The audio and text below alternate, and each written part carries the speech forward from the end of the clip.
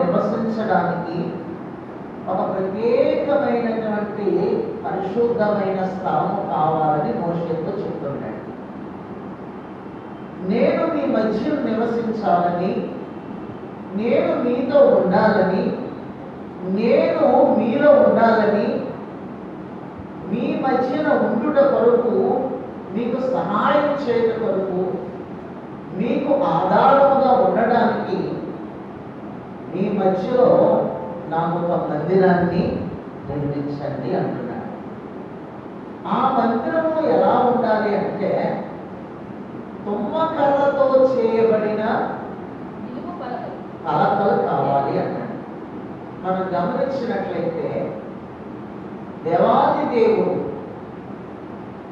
పరలోక నివాసి ఎప్పుడు కూడా దేవదూతల మధ్యలో నివసించేటువంటి పరిశుద్ధుడైన దేవుడు పరలోకాన్ని విడిచిపెట్టి అరణ్యములో ఉన్నటువంటి ఇశ్రాయేలీల మధ్యలో నివసించడానికి ఇష్టపడి తన్ను తానుగా తగ్గించుకుని ఇశ్రాయేలీలకు ఆదరణగాను, ఇశ్రాయేలీలను నడిపించేవాడిగాను, ఇశ్రాయేలీలతో సహజీవనము చేయడానికి, ఈ భూలోకంలో నివసించడానికి ఆయనకు పరిశుద్ధమైనటువంటి స్థలం లేక ప్రత్యేకమైనటువంటి పరిశుద్ధముగా ఉన్నటువంటి ఒక మందిరము నిర్మించమని దేవుడు మోషేతో చెప్తూ ఉన్నాడు. ఈ మోషేతో చెప్పినటువంటి మందిరం ఎలా ఉండాలి అంటే కొన్ని కొలతలు ఇచ్చాడు. మరియు మందిరమునకు దేనికి నేను నివసించడానికి కావలసినటువంటి మందిరానికి తుమ్మకర్రతో నిలువు పలకలు చేయవలెను. మోషేతో దేవుడు ముఖాముఖిగా మాట్లాడుతూ ఐగుప్తు దేశము నుండి కనాను దేశమునకు ఇశ్రాయేలీలు నడిపించే సందర్భంలో వారి మధ్యలో నేను ఉండాలి కాబట్టి, వారిని నేను అనాథగా విడిచిపెట్టకూడదు అనుకుంటున్నాను కాబట్టి, పరలోకములో ఉన్నటువంటి నా స్థానాన్ని భూలోకములోనికి తెచ్చుకుంటాను అనేటువంటి ఉద్దేశంతో ప్రభువు మోషేతో చెప్తా ఉన్నాడు. మందిరానికి కావలసిన ఏమిటంటే నిలువు పలకలు. మందిరము ప్రత్యేకించబడినటువంటి ఒక కర్రను దేవుడు తెలియచేస్తున్నాడు. ఆ కర్ర ఎలాంటిదయ్యా అంటే తుమ్మ కర్రతో చేయబడిన పలకలుగా ఉండాలి అంటున్నాడు. 25వ అధ్యాయము 89 వచనాలు, 2వ ఖండము 25వ అధ్యాయం 8-9 వచనాలు. నేను వారిలో నివసించినట్లు వారు నాకు పరిశుద్ధ స్థలమును నిర్మించవలెను. నేను నీకు కనపరచు విధముగా నేను వారిలో నివసించినట్లు వారు నాకు పరిశుద్ధ స్థలమును నిర్మించవలెను. నేను నీకు కనపరచు విధముగా మందిరము యొక్క ఆ రూపమును దాని ఉపకరణములన్నిటి రూపమును నిర్మింపవలెను. నేను నీకు తెలియచేస్తాను. ఆ కొలతలు, ఆ విధానము చొప్పున నీవు మందిరాన్ని కట్టాలి అంటున్నాడు. ప్రియులారా, నేను మీలో నివసించున్నట్లు, నేను మీతో నివసించున్నట్లు, నేను మీ మధ్య నివసించినట్లు భూమి మీద నాకు ఒక పరిశుద్ధ స్థలము కావాలి. ఆ స్థలము ఎందుకంటే మందిరము నిర్మించబడడానికి కావాలి. ఆ మందిరం ఎలా నిర్మించబడాలి అంటే ఇదిగో తుమ్మకర్రతో చేయబడినటువంటి చెక్కలు కావాలి. పాత నిబంధన కాలంలో దేవుడు మోషేతో మందిరం నిర్మించాలి అని చెప్పినప్పుడు ఆ మందిరం ఎలా నిర్మించాడు అంటే మోషే వివిధ రకాలైనటువంటి శ్రేష్టమైనటువంటి వివిధ రంగులు కలిగిన వస్త్రాలతోనూ, అలాగే దేవుడు చెప్పినటువంటి తుమ్మకర్రతోనూ ఆ యొక్క మందిరాన్ని నిర్మించాడు. దానినే ఇశ్రాయేలీ కాలంలో మోషే నిర్మించిన మందిరాన్ని ప్రత్యక్షపు గుడారము అంటారు. ఎందుకు ప్రత్యక్షపు గుడారం అన్నారంటే ఎక్కువ శాతము మోషే వివిధ రకాలైనటువంటి విలువ కలిగిన రంగులు కలిగిన వస్త్రాలతో ఆ మందిరాన్ని కట్టారు. కాబట్టి ప్రియులారా, మోషే తన ప్రజలతో చెప్తూ ఉన్నాడు, దేవుడు మన మధ్యన నివసించాలనుకుంటున్నాడు, దేవుడు మనతో మాట్లాడాలనుకుంటున్నాడు.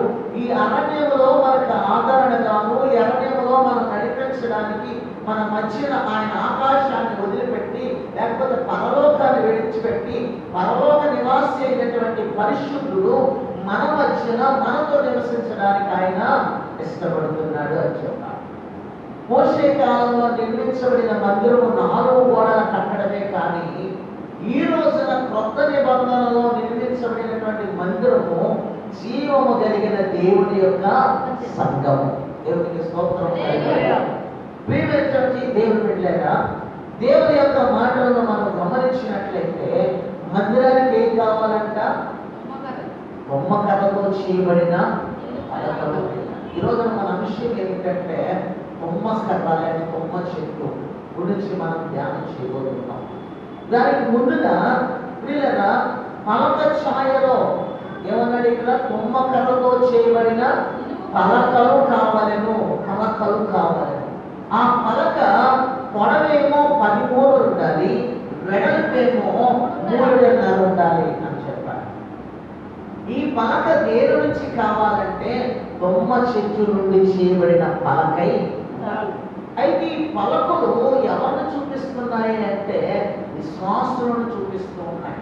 మందిరానికి కావలసినటువంటిది విశ్వాసులు కానీ అవిశ్వాసులు. కనుక ఈ రోజున కొత్త నిబంధనలో మందిరం అంటే ఒక జీవము కలిగిన దేవుని యొక్క సంఘానికి సాదృశ్యమైనట్లుగా మనం చూస్తున్నాం. మన పితరుల కాలంలో అనగా మోషే కాలంలో ఉన్నటువంటి ఇశ్రాయేలీయుల కాలంలో దేవుడు ఆ యొక్క గొప్ప కార్యాలు చేయడం ప్రారంభించాడు. ప్రియమైనటువంటి దేవుని బిడ్డలారా, మొదటి పత్రికలో 10వ అధ్యాయం 4వ వచనంలో మనం చూస్తే ఒక మంట కనిపిస్తా ఉంది. ఆత్మ సంబంధమైన ఒకే పానీయమును పానము చేసిరి. అనగా తమను వెంబడించిన మొదటి 10వ అధ్యాయం మొదలు చూసినట్లయితే ఇది మోషే కాలంలో ఉన్నటువంటి మన పితరులైనటువంటి వారట మోషేను బట్టి ఆ యొక్క సముద్ర ప్రయాణంలో కొనసాగించబడుతున్నప్పుడు, ఆ సముద్రంలో నడిచినప్పుడు, సముద్రంలో నుండి ఈ యొక్క ఐగుప్తు నుండి అవతల వైపుకు వెళ్ళినప్పుడట దేవుడు వారందరినీ కూడా సముద్రములోను మేఘములోను వారికి బాప్తిస్మం ఇచ్చాడట. ఎవరికి? మన పితరులైనటువంటి వారికి,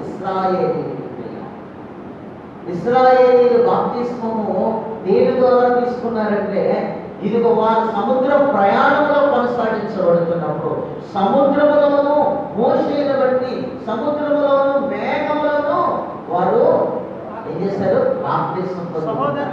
కాబట్టి ఆత్మ సంబంధమైనటువంటి ఒకే ఆహారములు తిన్నారు, ఆత్మ సంబంధమైనటువంటి ఒకే పానీయులు వారు పానం చేసినట్లుగా మనం చూస్తాం. అపొస్తలుడైన పౌలు చెప్తున్నాడు 10వ అధ్యాయం చదువు. ఇదిగో సహోదరులారా, ఈ సంగతి మీకు తెలియకుండా నాకు ఇష్టం లేదు. ఈ సంగతిని మీకు తెలియకుండా నాకు ఇష్టం లేదు. ఏంటంటే మన పితరులందరూ మేఘము క్రింద నుండి ఏమయ్యారు? మేఘము క్రింద ఉండి వారందరూ సముద్రములో నడిచిపోయి సముద్రములో ప్రయాణం చేస్తూ వెళ్ళి అందరూ మోషేను బట్టి, ఇదిగో మన పితరులైనటువంటి ఇశ్రాయేలీయులు మోషేను బట్టి మేఘములోను సముద్రములోను బాప్తిస్మము పొందిరి. అందరూ ఆత్మ సంబంధమైన ఒకే ఆహారమును భుజించిరి. భుజించిరి. అందరూ ఆత్మ సంబంధమైన ఒకే పానీయమును పానము చేసిరి. ఏలయనగా తమ్మును వెంబడించిన ఆత్మ సంబంధమైన బండలోనిది త్రాగిరి. ఆ బండ క్రీస్తే. ఆ బండ ఎవరండి? మన పెద్దల కాలంలో కూడా ఇశ్రాయేలీయులను ఐగుప్తు దేశంలో నుండి మోషే ద్వారా బయటకు తీసుకొచ్చిన తర్వాత ఆత్మ సంబంధమైనటువంటి ఆహారము తమ్ముని వెంబడించిన వారిని ఎవరు వెంబడించారంటే కనబడినటువంటి దైవము వెంబడించారు. అనగా దేవాది దేవుడు వెంబడించాడు. అనగా ఆ యొక్క ఐగుప్తులో ఉన్న బానిస బ్రతుకుల నుండి వారిని విడిపించి సముద్రాన్ని పాయలుగా చేసి సముద్రములో నుండి అవతల వైపు తీసుకుని వెళ్ళాడు.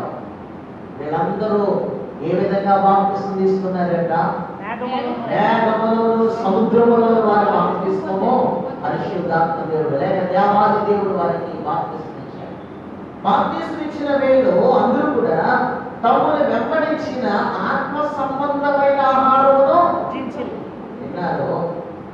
ఒకే ఆత్మ సంబంధమైన పానీయులు వారు ఆ పానీయము ఆహారం ఎవరు అంటే తమను వెంబడించినటువంటి ఆ పంట యేసుక్రీస్తు ప్రభువు. అంటే పాత నిబంధనలో క్రొత్త నిబంధన ఇమిడి ఉన్నది ప్రియుల. క్రొత్త నిబంధన పాత నిబంధన గురించి వివరిస్తూ ఉంది ప్రియుల. ఈ క్రొత్త నిబంధన చదువుకుంటున్నటువంటి ఈ వాక్యాన్ని మనం చూసినట్లయితే ఇది దేనిలో రాయబడింది? క్రొత్త నిబంధనలో రాయబడింది. ఏ విషయం గురించి? పాత నిబంధనలో ఉన్న ఇశ్రాయేలీయుల గురించి. ఇశ్రాయేలీయులు బాప్తిస్మం ఎలా తీసుకున్నారో, ఇశ్రాయేలీయుల ఆహారం ఎక్కడ తిన్నారో, ఇశ్రాయేలీయులు ఇచ్చిన ఆహారం ఇచ్చినటువంటి వాళ్ళు ఎవరో ఆ వివరం అంతా కూడా పాత నిబంధనను గురించినటువంటి వివరణ కొత్త నిబంధనలో రాయబడింది. ఈ యొక్క ఇశ్రాయేలీయులు ఐగుప్తు దేశం నుండి బానిస బ్రతుకు నుండి దేవుడు విడుదల చేసి అరణ్యంలో నుండి నడిపిస్తూ కనాను దేశానికి చేర్చుకున్న సందర్భంలో వీళ్ళందరూ అనేక రకాలైన మజిలీలు చేసుకుంటూ సీను అరణ్యానికి వచ్చారు. ఎక్కడికి వచ్చారు? సీను అరణ్యానికి వచ్చినప్పుడు ఆ అరణ్యంలో కాదేశు అనేటువంటి ప్రాంతంలో వారు నివసించినప్పుడట ఇశ్రాయేలీయులు మోషే మీద అహరోను మీద సనుక్కున్నారట. ఏమయ్యా మోషే, అహరోను, మీ మాటలు విని మేము ఐగుప్తు దేశాన్ని విడిచిపెట్టి వచ్చాం. ఈ సీను అరణ్యంలో ఈ కాదేశు ప్రాంతంలో ఇదిగో ఈ మిరియాం కూడా చచ్చిపోయింది. ఇదిగో ఇక్కడ తినడానికి గింజలు కానీ, తినడానికి అంజూరములు కానీ, తినడానికి ద్రాక్షలు కానీ, తినడానికి ఆ యొక్క దానిమలు కానీ లేవు. పైగా త్రాగడానికే నీళ్లు లేవయ్యా. మీ మాటని ఎక్కడికి వచ్చామంటున్నారు కానీ అయ్యో మన బానిస బ్రతుకుల నుండి దేవుడు తప్పించాడన్న విషయము ఇశ్రాయేలీయులకి జ్ఞాపకం రావట్లేదు. సంఖ్యాకాండం 20వ అధ్యాయం మొదటి నుండి చూసినట్లయితే మోషే మీద అహరోను మీద తిరుగుబాటు చేస్తుంటే ప్రియులారా, ఇక్కడ మనం చూద్దాం ప్రియులారా, ఇదిగో అక్కడ దేవుడు అద్భుతాన్ని చేయడం ప్రారంభించాడు. మోషే కాదేశు నుండి 20వ అధ్యాయం మొదటి వచనం నుండి మొదటి నెల యందు ఇశ్రాయేలీయుల సర్వ సమాజము సీను అరణ్యమునకు రాగా, సీను అరణ్యములోనికి ఐగుప్తు దేశము నుండి ఇశ్రాయేలీయులు అనేక మజిలీలు చేసుకుంటూ ఈ సీను అరణ్యములోనికి వాళ్ళు ఎంటర్ అవ్వగా ప్రజలు ఆ కాదేశు అనే ప్రాంతంలో దిగిరి. అక్కడ మిరియాము చనిపోయి పాతి పెట్టబడేది. ఆ మహాజనములకు ఆ మహా సమాజములకు నీళ్లు లేకపోయినందున ఆ ప్రాంతంలో సీను అరణ్యంలో కాదేశు ప్రాంతంలో నీళ్లు లేకపోవడం వలన వారు మోషే అహరోనులకు విరోధంగా ఏమైపోయారట? ఇశ్రాయేలీయులు. చూడండి, ఇశ్రాయేలీయులు సీను అరణ్యంలో మోషే గారికి అహరోను గారికి ఎదురు తిరుగుతూ ఉన్నారు. మోషే గారికి అహరోను గారికి ఎదురు చెప్తా ఉన్నారు. ఎక్కడ? సీను అరణ్యంలో ఎదురు చెప్తున్నారు. నీళ్ళు లేవు.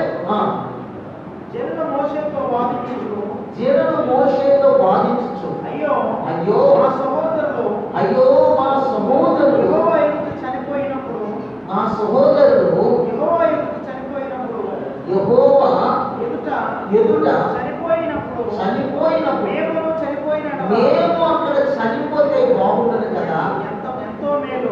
ఎంత బాగుండును. అయితే మేము మా పశువులను ఇక్కడ చనిపోయినట్లు ఈ అరణ్యంలో చనిపోయినట్లు, ఈ సీను అరణ్యంలో చనిపోయినట్లు, ఈ కాదేశంలో చనిపోయినట్లు, ఇదిగో మిరియాము చచ్చిపోయినట్లుగా మేము మా యొక్క బిడ్డలు, మా కుటుంబాలు, మా పశువులు చనిపోయినట్లు ఈ అరణ్యంలోనికి యెహోవా సమాజమును మీరు ఎలాగ తీసుకొచ్చారో, ఈ కాని చోటికి మమ్మల్ని తెచ్చుటకు, ఈ రాని చోటికి లేక ఈ కాని చోటికి మమ్మల్ని తెచ్చుటకు, ఐగుప్తులో నుండి మమ్మల్ని ఎలా రప్పించింది, ఈ స్థలంలో గింజలు లేవు, అంజూరు లేవు. ఈ స్థలంలో ఏం లేవట? తినడానికి గింజలు లేవయ్యా. మోషే అహరోను తినడానికి అంజూరు చెట్లు కూడా, అంజూరు పళ్ళు కూడా దొరకడం లేదే. ఇది అయిపోతే నిద్ర లేకపోయింది, అంజూరు చెట్లు అంజూరు పళ్ళు కూడా లేకపోయింది. కొన్ని అంజూరు పళ్ళు లేకపోతే కనీసం ద్రాక్ష పళ్ళు అయినా ఉంటాయేమని ఈ ప్రాంతంలో ఎక్కడ వెతికినా కూడా ద్రాక్ష పళ్ళు కూడా కనపడతలేదయ్యా. ద్రాక్ష పళ్ళే కాదు, కనీసం దానిమ్మ పళ్ళైనా కనపడతాయేమని చెప్తే దానిమ్మ పళ్ళు కూడా లేవు, త్రాగుటకు నీళ్ళే లేవు. పోనీ ఎంత ప్రక్కన పెట్టే మోషే కనీసం గొంతుకు తడుపుకోవడానికి కనీసం నీళ్లు చుక్క కూడా కనబడటం లేదయ్యా అని మోషే మీద, అహరోను మీద తిరుగుబాటు చేస్తూ ఉన్నారు. వీళ్ళగా ఎప్పుడైతే మోషే మీద, అహరోను మీద ఇశ్రాయేలీల జనాంగము అరణ్యంలో తిరుగుబాటు చేస్తున్నారో మోషే అహరోనులకు ఒక ఆలోచన వచ్చింది. ఇదిగో మన మధ్యలో ఉన్నటువంటి దేవాది దేవుడు, ఇదిగో పరలోక నివాసి అయినటువంటి దేవాది దేవుడు, ఇదిగో పరిశుద్ధులైనటువంటి దేవాది దేవుడు, ఇదిగో దానికి మందిరం కట్టమని చెప్పాడు కనుక, ఆ మందిరంలో దేవుడు నివసిస్తానన్నాడు కనుక, ఆ మందిరంలోనికి, ఆ ప్రత్యక్ష గుడారంలోనికి మనం వెళ్ళి సాయపడదాము రావాలని అహరోనును తీసుకుని మందిరంలోనికి వెళ్ళాడు. ఎందుకు మోషే మీద, అహరోను మీద ఇశ్రాయేలు సరగడం ప్రారంభించారు. మోషే మీద, అహరోను మీద తిండి లేదని ఇశ్రాయేలీలు ఎదురు తిరగడం ప్రారంభించారు. మోషే మీద, అహరోను మీద ఇదిగో మీరు దేవునితో మాట్లాడే వాళ్ళే కదా, ఇదిగో ఈ అరణ్యంలో ఎందుకు ఈ కుక్క చావు మాకు తెచ్చిపెట్టారు, ఎందుకు ఈ అరణ్యంలో తీసుకొచ్చి ఇక్కడ సమాధులు లేవని తీసుకొచ్చారా, ఇదిగో మేము అరణ్యంలో కాకుండా ఐగుప్తులో ఉంటే ఎంత బాగుండదు. ఐగుప్తులో పడిన బానిస బ్రతుకును మర్చిపోయారు ప్రియులారా ఇశ్రాయేలు. ఐగుప్తులో పొరబెట్టినటువంటి శ్రమను మర్చిపోయారు ఇశ్రాయేలు. ఐగుప్తులో పొరబెట్టిన దాసత్వం చేస్తున్న దాసత్వాన్ని మర్చిపోయారు. ఇదిగో అరణ్యంలోనికి వస్తున్నప్పుడు దేవుడు చేసినటువంటి ఆ యొక్క మహత్కార్యాలను, ఆ యొక్క ఎర్ర సముద్రంలో పాయగా చేసిన విషయాన్ని మర్చిపోయారు. మోషే అహరోనులు ఇప్పుడు ఎక్కడికి వెళ్ళాలనుకున్నారో, మన మధ్యన నివసించుచున్నటువంటి ప్రత్యక్ష గుడారములోనికి మనం వెళ్ళి ఆయన దగ్గర చదవండి. అప్పుడు మోషే అహరోను సమాజం ఎదుట నుండి ఇదిగో ప్రత్యక్ష గుడారమైనటువంటి దేవుని మందిరము ద్వారము లోపలికి వెళ్ళి వారు ప్రార్థన చేస్తూ ఉన్నారు. వాళ్ళు ప్రార్థన చేస్తూ ఉన్నారు ప్రియులారా. వాళ్ళు దేవుని మందిరంలోకి వెళ్ళిన వెంటనే, వారు దేవుని మందిరంలో సాగిలపడిన వెంటనే, వారు సాగిలపడటము దేవుని యొక్క శక్తిని వాళ్ళు చూడడానికి, దేవాది దేవుడు వారి మధ్యన నివసించుచున్నటువంటి పరలోకము నివాసి అయినటువంటి పరిశుద్ధులైనటువంటి దేవదూతల మధ్యన స్తుతుల చేత నిత్యము స్తుతించబడుచున్నటువంటి దేవుడు ఎక్కడ కనబడ్డాడట? ప్రత్యక్షము గుడారము, దేవుని మందిరములో ప్రియులారా.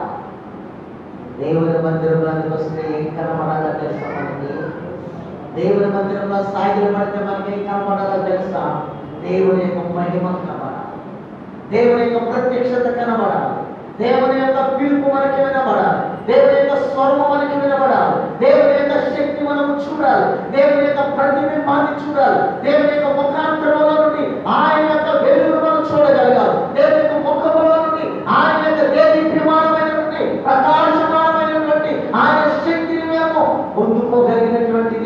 దేవుని మందిరం ప్రేమ.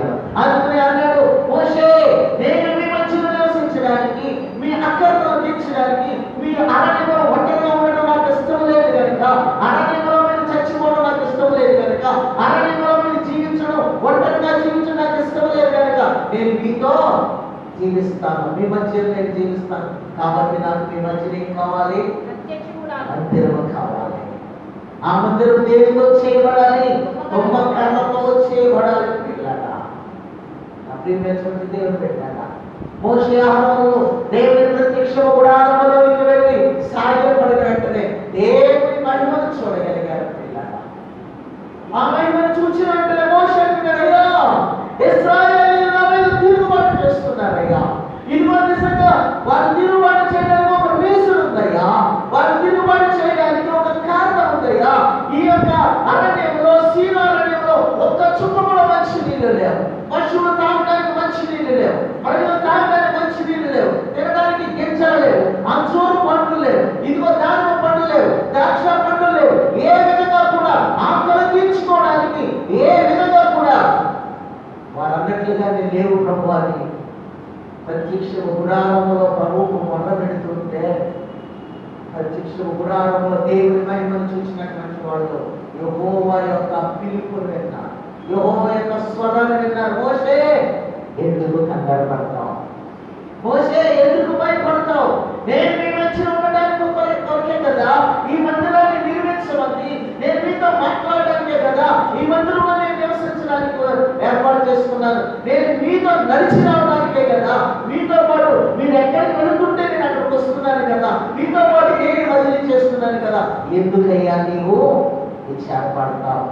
ఇదిగో నీవు మీ అన్నగారు ఇద్దరు కలిసి వ్యతిరేకంగా ఎవరైతే మాట్లాడారో వాళ్ళందరినీ పోగు చేయండి, వాళ్ళందరినీ ఒక సమాజంగా తీసుకురండి. ఇదిగో నా సన్నిధిలో ఉన్న నీ కర్రను తీసుకుని వెళ్ళి నేను నీకు చూపించేటువంటి బండ దగ్గరికి వెళ్ళి మాట్లాడు, నేను ఆ బండలో నుండి నీళ్ళు ఇస్తాను. చదువు. అంతటా యెహోవా మోషేకి ఇలా అంతటా యెహోవా ప్రత్యక్ష గుడారంలో సాగిలపడి ప్రార్థన చేస్తున్నటువంటి మోషేతో దేవుని యొక్క దర్శనమైనటువంటి ఒక ప్రత్యక్ష గుడారంలో నుండి ప్రభు మాట్లాడుతున్నాడు. మోషేకు ఎలా సెలవించెను? దేవుని యొక్క వాక్కు ఎలా సెలవిస్తావు? నీవు నీ కర్రను తీసుకుని నీవు నీ సహోదరుడైన నీవు నీ అన్న అయినటువంటి అహరోను ఈ సమాజమును పోగు చేసి, ఈ సమాజంలో మీరెద్దరూ పోగు చేసి వారి కనులు ఎదుట ఆ పంటతో మాట్లాడము. నేను నీకు ఒక పంటను చూపిస్తాను, ఆ పంటతో మాట్లాడు, అది నీళ్ళనిచ్చును. అది ఏమిస్తుంది? మోషే, ఓ భయపడుతున్న మోషే, విడిపడుతున్న మోషే, ఇదిగో నీ ప్రజలైనటువంటి ఇశ్రాయేలీయులకి ఇదిగో ఈ మాట చెప్పు. వాళ్ళందరూ ఒక చోట పోగు చేసుకుంటున్నా, నేను అన్నగారు తీసుకుని వెళ్ళి అందరూ ఒక చోటకి రమ్మని చెప్పు. మీకు కావాల్సింది నీళ్ళే కదా, రండి. దేవుడు అద్భుతం చేయబోతున్నాడు. మన మధ్య నివసించుతున్న దేవుడు, మన మధ్య ఏర్పాటు చేసుకున్నటువంటి ఆయన మందిరంలో నివసించేటువంటి పరిశుద్ధుడు చెప్పమన్నటువంటి పరిశుద్ధమైన మాట ఏమిటంటే, ఇదిగో మీ యొక్క దాహము తీర్చే దేవుడు పంట దగ్గరికి రమ్మంటున్నాడు. ఎక్కడికి? పంట దగ్గరికి. ఆ పంట దగ్గరికి వచ్చిన తర్వాత ఆ పంటతో మోషే ఇలా మాట్లాడు, ఆ పంటలో నుండి నేను నీకు జలాన్ని ఇస్తాను, నీ కర్రను తీసుకుని అక్కడికి రా అన్నాడు. నీవు వారి కొరకు నీళ్లను పంటలో నుండి రప్పించి రప్పించి సమాజమునకును వారి పశువులకు త్రావుటకిమ్ము. యెహోవా అతనికి ఆజ్ఞాపించిన మోషే ఆయన సన్నిధి నుండి మోషే దేవుని యొక్క ప్రత్యక్షము గుడారములో నుండి ఆ కర్రను తీసుకుని దేవుని సన్నిధిలో ఉంచబడినటువంటి మోషే చేతిలో సాధారణమైనటువంటి ఆ కర్రను దేవుడు దీవించిన కర్రను తీసుకొని పోయాను. ఆ యొక్క పంట దగ్గరికి పోయాను. తర్వాత మోషే అహరోనులు ఆ పంట యొక్క సమాజమును పోగు చేసినప్పుడు అతడు వారితో ద్రోహులారా వినుడి, ఓ ద్రోహులారా వినుడి, ఓ ఇశ్రాయేలీయులారా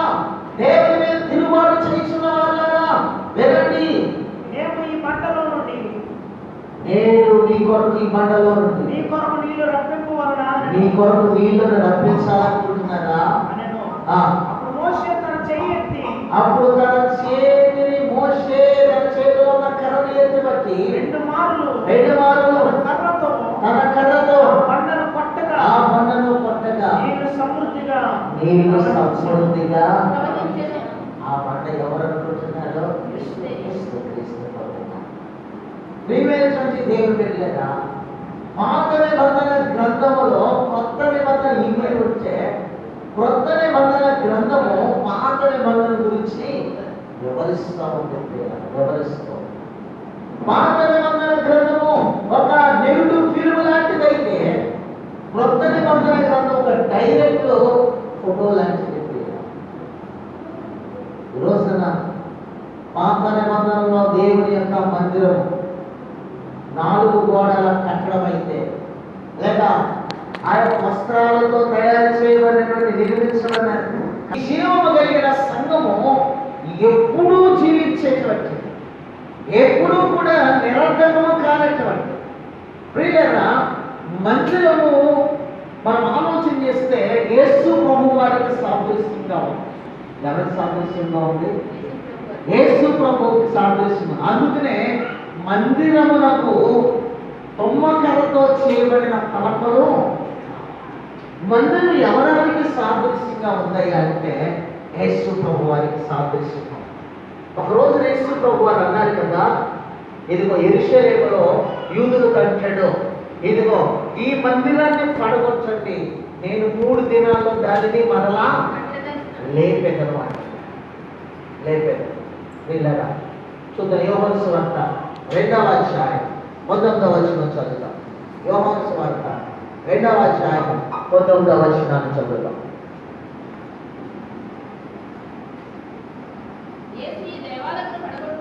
యేసు ఈ దేవాలయమును అంటే విశ్వాసికి సాదృశ్యంగా, 3వది మందిరం అంటే జీవము కలిగిన సంఘములకు సాదృశ్యం. ప్రియమైనటువంటి దేవుని బిడ్డలారా, మనం ఆలోచన చేసినట్లయితే ఇదిగో పాత నిబంధనలో కొత్త నిబంధన ఇమిడి ఉన్నది కనుక, కొత్త నిబంధనలో పాత నిబంధన వివరించబడి ఉన్నది కనుక, పాత నిబంధన ఒక నెగిటివ్ ఫిల్మ్ లాంటిదైతే కొత్త నిబంధన ఒక డైరెక్ట్ ఫోటో లాంటిది. ప్రియమైనటువంటి దేవుని బిడ్డలారా, ఆయన అంటున్నాడు కదా, ఇదిగో తొమ్మకర్రతో ఒక మందిరాన్ని, అలాగే తొమ్మకర్రతో నిలువు పలకలను. పలకలు అంటే ఎవరంటే విశ్వాసమైన మనమే. ఈ రోజున మందిరం నిర్మించబడాలంటే పలకలు కావాలి. మందిరం నిర్మించబడాలంటే పలకలుగా చేయబడాలి. మందిరానికి కావలసిన పలకలు ఏమిటయ్యా అంటే తొమ్మకర్ర. దేవుని పెట్టారా, నాకు తెలిసి బైబిల్ గ్రంథంలో నేను పరిశోధించినంత వరకు భూమి మీద 3 రకాలుగా చెట్లు మొలిచాయి. ఎన్ని రకాలు? 3 రకాలుగా చెట్లు మొలిచాయి.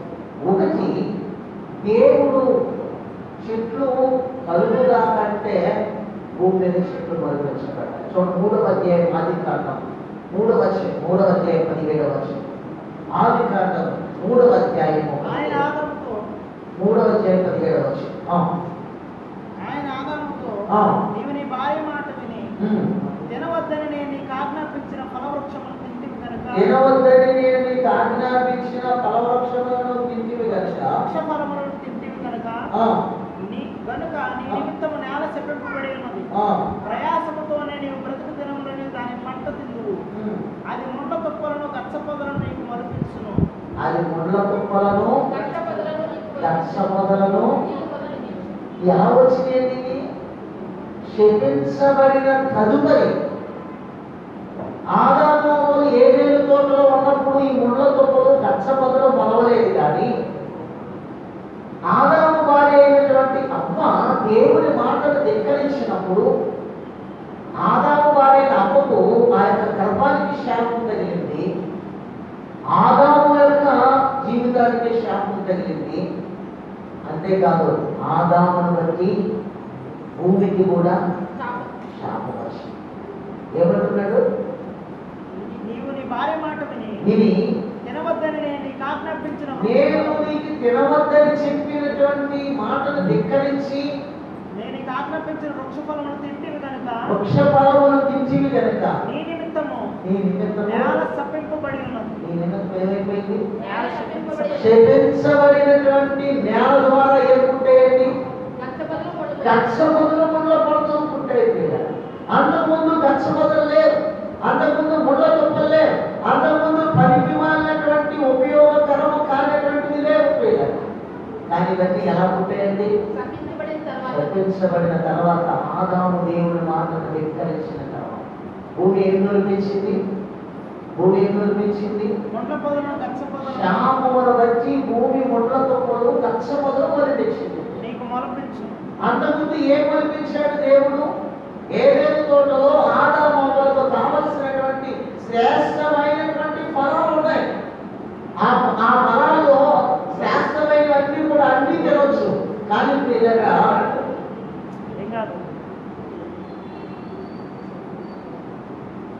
కానీ ఆ ఫలాలన్నీ కూడా తోటలో శ్రేష్టమైనవే. ఆదాము తిని ఆనందించవలసిందే. ఏ విధమైనటువంటి ఆ ముళ్ళ తుప్పలు కానీ ఏ విధమైన గచ్చ మొదలు మొదలలేదు. ఇది భూమి మొలిపించింది శాపముతో గచ్చ. రెండవదిగా దేవుడు కొన్ని చెట్లు నాటాడు. యెషయా గ్రంథం 41వ అధ్యాయం 20వ వచనం. దేవుడు నాటిన చెట్లు ఏంటో చూద్దాం. నాటించాడు కొన్ని చెట్లు ఆయన నాటాడు. 41వ అధ్యాయం 41వ అధ్యాయం 20వ వచనం. యెషయా గ్రంథం 41వ అధ్యాయం. ఇదిగో దేవాలయ దేవుడు అంటున్నాడు కదా, నేను అరణ్యములో దేవదారు వృక్షములను ఏంటండి కొమ్మ చెట్లను బుద్ధి చెట్లను ఐల వృక్షములను నాటించదను. ఏమంటాడు దేవుడు?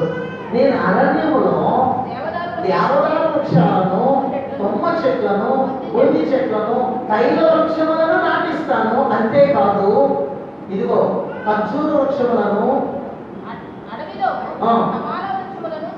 తమాల వృక్షములను సరళ వృక్షములను నేరేడు వృక్షములను 7 రకాల చెట్లు అక్కడ కనపడుతున్నాయి.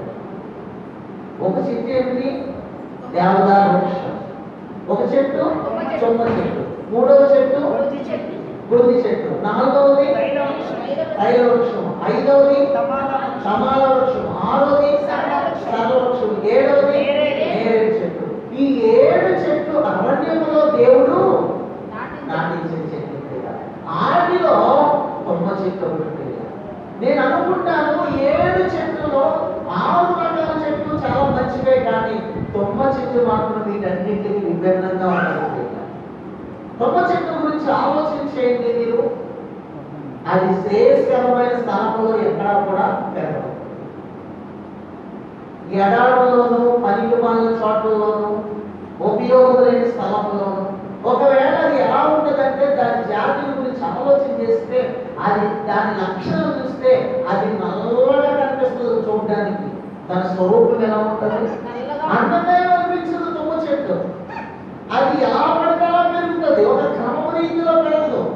దాని కొమ్మలు కానీ దాని రెమ్మలు కానీ ఒక క్రమంగా పెరగవు. కానీ అటొక రెమ్మ అటొక కొమ్మ వెళ్ళిపోతుంది. చుట్టూ దాని ఇష్టం వచ్చినట్లుగా ఒక క్రమం లేని స్థితిలో పెరుగుతుంది. పైగా నల్లని స్వరూపం కలిగి, పైగా ఆ చెట్టు అంతటికీ కూడా ముళ్ళు ఉంటాయి.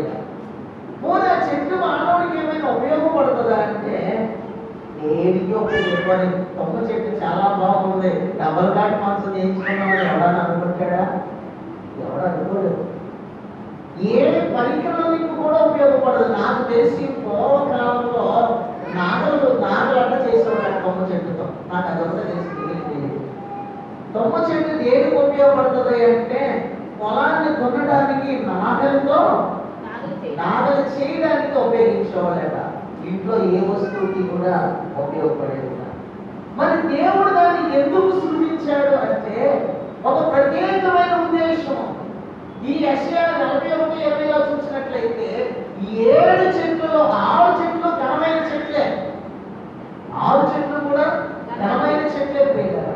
ఈ 7వ చెట్టు ఈ 6 చెట్లకు విభిన్నంగా ఉన్నది. విభిన్నంగా ఉన్నటువంటి చెట్టు ఎక్కడ దీన్ని నాటినంట? అరణ్యములో నాటినటువంటి ఇలాగా అరణ్యములో నాటినటువంటి చెట్టును దేవుడు జ్ఞాపకం చేసుకుని మోషే ఇదిగో అరణ్యంలో ఓ తుమ్మ చెట్టు ఉన్నది, ఆ తుమ్మ చెట్టును తీసుకొచ్చి దానితో నువ్వు నిలుపుదలలు చేసి దానితో నువ్వు మందిరాన్ని నిర్మించు అంటున్నాడు ప్రియులారా. దేవుడు ఆలోచనలన్నీ విభిన్నంగా ఉంటాయి ప్రియులారా. ఆయన ఉద్దేశాలన్నీ మన ఉద్దేశాలకి వ్యతిరేకంగా లేకపోతే తేడాగా ఉంటాయి. అయినప్పటికీ కూడా ఆయన ఆలోచనలు వేరు ప్రియులారా. మోషే కాలంలో ఇశ్రాయేలుతో దేవుడు చెప్పిన మాట ఏమిటంటే, నువ్వు తుమ్మకర్రతో ఏం చేయాలట? నిలువు పలకలు చేయాలి. అరణ్యంలో మరి ఘనత వహించిన చెట్లు మనం చదువుకున్న ఇచ్చిన చాలా చెట్లు ఉన్నాయి. ఒకటి దేవదారు, రెండవది అదే పక్కన పెడతాం. రెండవది చూస్తే గొంజి చెట్టు, శైల వృక్షం, సమాల వృక్షం, సరళ వృక్షము, నేరేడు వృక్షము, ఇలాంటివన్నీ శ్రేష్టమైనటువంటి చెట్లు ఉంటే దానికి విభిన్నంగా ఉన్న తుమ్మ చెట్టును దేవుడు తన మందిరంలోకి ఆహ్వానిస్తూ ఉన్నాడు. అరణ్యంలో దేవదారు, మద్ది, పండాలు, వేగిస, శిల్పము ఇలాగా విలువ కలిగినటువంటి చావ కలిగిన అనేక రకాలైన చెట్లు ఉన్నప్పటికీ కూడా దేవుని మందిర నిర్మాణానికి దేవుడు వాటిని ఏమాత్రమూ కోరుకోనక ఏం కోరుకుంటున్నాడు? తుమ్మ చెట్టును కోరుకుంటున్నాడు. ఈ రోజున లోకం అనే అరణ్యంలో కూడా, ఈ అరణ్యం అనే లోకములో వన్నికెక్కిన వారు, గనులైనటువంటి వారు, జ్ఞానం కలిగిన వారు, తెలివి కలిగిన వారు, అంతచందాలు ఉన్నటువంటి వారు, గొప్ప పొలము కలిగినటువంటి వారిలో దేవుడు ఎవరిని కూడా సంఘముగా ఆయన ఏర్పరచుకోకుండా దేవుడు ఏం చేస్తాను తెలుసండి? తృణీకరించబడిన వారు, పొలములైనటువంటి వారు, బలహీనులను, ఎన్నికలైన వారిని దేవుడు ఏం చేసుకుంటాడట? ఏర్పాటు చేసుకుంటున్నాడు. మొదటి కొరింథీ పత్రిక 1వ అధ్యాయం 26 నుంచి చదువుదాం.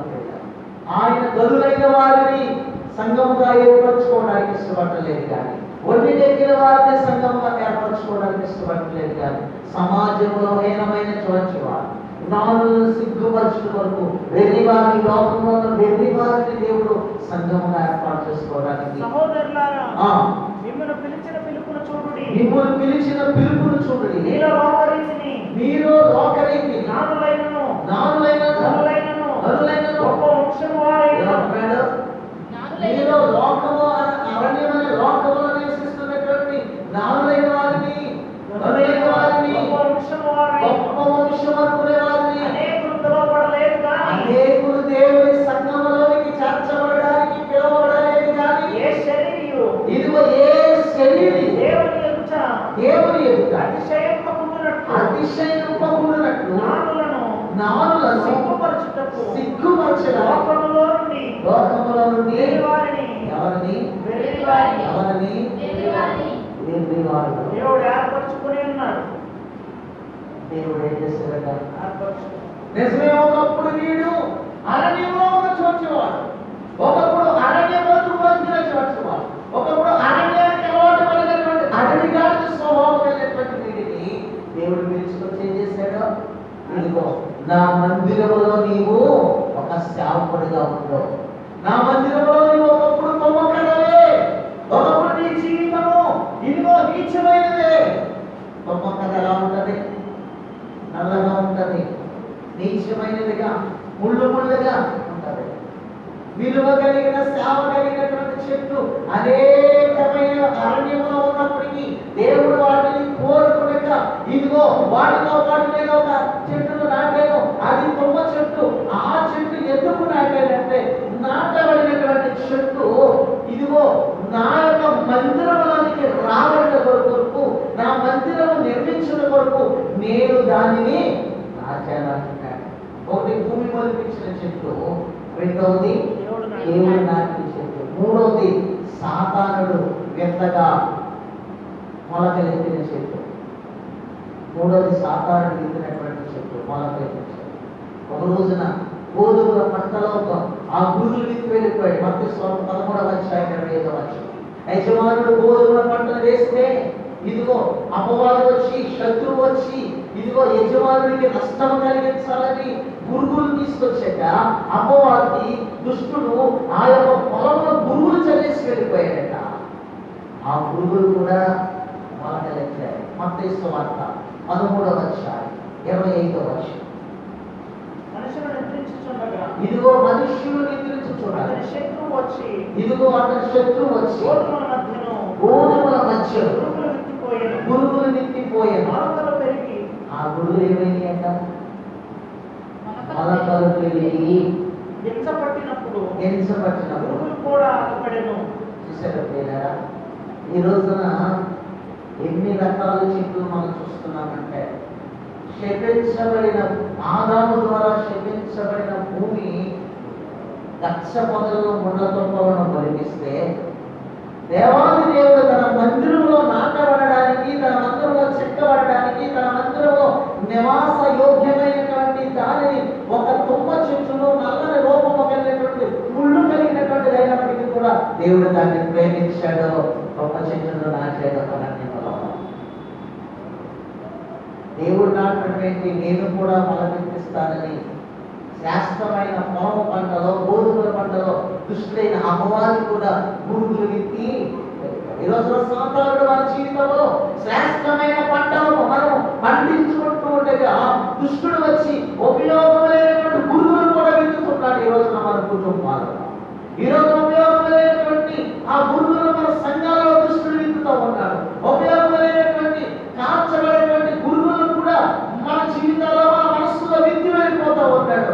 అవి కూడా మన యొక్క పరములో పడుతూ ఉన్నాయి.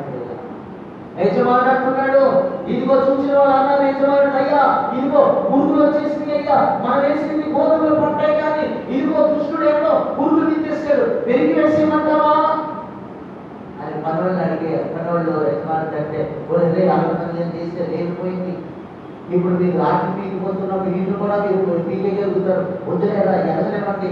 అవి ఎదిగిన తర్వాత వాటిని శుభ్రంగా కోసి శుభ్రంగా అగ్గిలు పెట్టి కాల్చేద్దాం అన్నాడు. దేవునికి స్తోత్రం. దేవుడు పెట్టాక ఈ రోజున మన జీవితాల్లో దుష్టుడు కూడా కొన్ని పంటలు వేసేవాడికి ఉన్నాడు. ఉపయోగపడలేని పంటను మనం వేసిన పంటను నాశనం చేయడానికి ప్రయత్నం చేస్తుంటారు.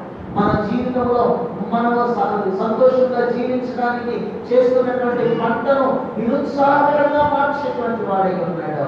కానీ దేవుడు తుమ్మ చెట్టుని, మానవుడికి ఉపయోగం లేని చెట్టుని ఆయన మందిరంలో ఉపయోగించుకోవడానికి ఇష్టపడుతుంది. తుమ్మ చెట్టు యొక్క స్వభావం ఎలాంటిది అంటే, కొద్దిపాటి గాలి వేసిందనుకోండి, అది ఇటు అటు కూడా ఏమవుతుంది, ఊగుతూ ఉంటుంది. ఊగి ఆ చెట్టుకి బాధ కలిగిస్తుంది, ఈ చెట్టుకి బాధ కలిగిస్తుంది. ఈ రోజున మానవుడి జీవితం తుమ్మ చెట్టు మాదిరిగా ఉంది ప్రియుల. అటు ఊగుతాడు, ఇటు ఊగుతాడు. కార్యక్రమం ఏం చేస్తాడు, అటు ఊగుతాడు, ఇటు ఊగుతాడు. ఆ తుమ్మ చెట్టు మానవుడిని చూపిస్తూ ఉంది ప్రియుల. ఆ తుమ్మ చెట్టు దేవునికి వ్యతిరేకమైన మనిషిని చూపిస్తూ ఉంది. ఆ తుమ్మ చెట్టు దేవుని యొక్క కార్యాన్ని వ్యతిరేకించే వారిని సూచిస్తూ ఉంది. ఈ రోజున ఆ మానవుడు దేవునికి వ్యతిరేకమైనటువంటి గాలికి కొద్దిపాటి గాలి వచ్చినప్పుడు ఇటువైపున ఎంత శాస్త్రమైన చెట్టు ఉన్నప్పటికీ కూడా దాని మీదకి వెళ్ళి దాని యొక్క ముళ్ళు పూస్తూ ఉంటుందండి. నాకు విషయం జ్ఞాపకం వస్తుంది. తుమ్మ చెట్టుకి అనుభవం నేను తెలుసుకున్నాను. మా చెల్లి 10 సంవత్సరాలు ఉన్నప్పుడు, ఆ పిల్ల 10 సంవత్సరాల వయసులో ఉన్నప్పుడు మేము పాటి మీద నివసిస్తున్నాడు. మా చుట్టుపక్కల ఖాళీగా ఉన్నటువంటి అంతా కూడా పొలాలండి, పొలాలు అవన్నీ కూడా. ఆ పొలాల పక్కనే ఈ తుమ్మ చెట్లు ఉండేవి అక్కడక్కడ. మేము ఆడుకోవడానికి ఆ పొలాల్లోకి వెళ్ళినప్పుడు మా చెల్లికి ఆ తుమ్మలు గుచ్చుకుంది. ఆ పెద్ద తెలియదు ఏ అనుకుంది. గుచ్చుకున్న తర్వాత ముళ్ళు గుచ్చుకుందని అర్థమైంది. దాన్ని తీయడానికి మా వల్ల కాదు, అరికాల్లో గుచ్చుకుపోయింది.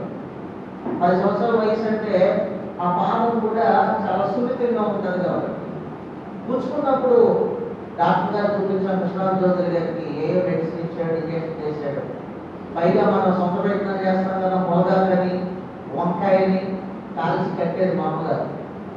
ఎట్టకేలకు కొన్ని 10-15 రోజులు పోయాక ఆ ముళ్ళు పాదంలో నుంచి పైకి వచ్చిందండి. పాదంలో నుంచి పైకి వచ్చింది. దేవుడు మహాకృపడు. అది చూస్తే ఇంచుమించు అంగుళం పైన ఉంటుంది అన్నమాట. అంగుళం పైన అప్పుడు హాస్పిటల్ తీసుకొచ్చినప్పుడు కృష్ణాచౌదరి గారు దాన్ని కనపడుతున్న దాన్ని పట్టగర్భం దేవులో పట్టుకుని పైకి లాగి ఆయన దాన్ని తీసుకున్నాడు. చూసాము అప్పుడు ఆ ఆశ్చర్యం అనిపించింది. ఆ తుమ్మలు చాలా ఇంచుమించు 2 అంగుళాల నుంచి 3 అంగుళాల పొడవు కూడా ఉంటాయి. అది ఎంత భయంకరమైనటువంటిదంటే ఎంతో బాధను కలిగించేటువంటి అలాంటి తుమ్మ చెట్టుని, బాధ కలిగించే చెట్టుని దేవుడు ఎందుకు ప్రేమించాడయ్యా అంటే వచ్చే వారాన్ని వాక్యాన్ని మనం ధ్యానం చేద్దాం. తుమ్మ చెట్టు స్వభావం ఎలాంటిది అంటే దానికి ఉన్నటువంటి లక్షణాలు ఏంటి, దేవుడు దాన్ని ఎందుకు ప్రేమించాడు అనేది వచ్చే వారం మనం ధ్యానం చేద్దాం. ఏదైనా అలాంటి తుమ్మ చెట్టుని దేవుడు తన మందిరంలోనికి ప్రేమించాడు. అలాంటి తుమ్మ చెట్టుని ఇదిగో మందిరంలోనికి పలకలు చేయాలని మోషేతో ఆజ్ఞాపించాడు. దేవుడికి మాటలను దీవించాడు. ప్రార్థించడం ఇదిగో పరిశుద్ధాత్మ దేవుడు